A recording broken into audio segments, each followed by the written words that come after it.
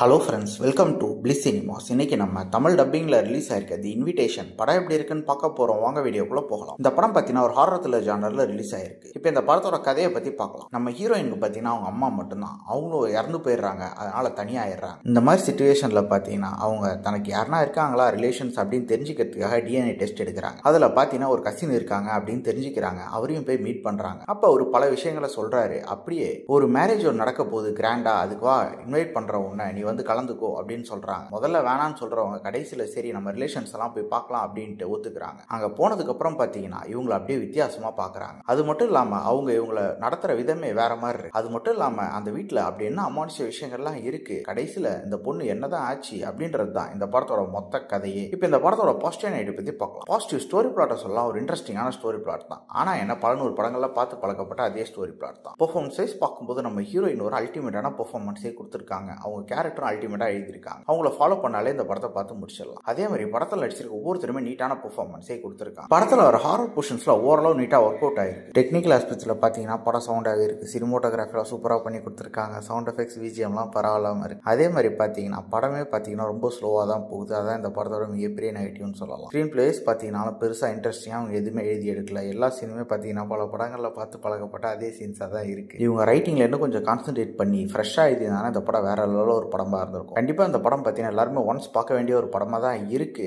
படத்தில் adult content இருக்கு, so ஃபேமிலியோட ட்ரை பண்ணாதீங்க. இன்னொரு வீடியோவில் சந்திக்கலாம். தேங்க்யூ.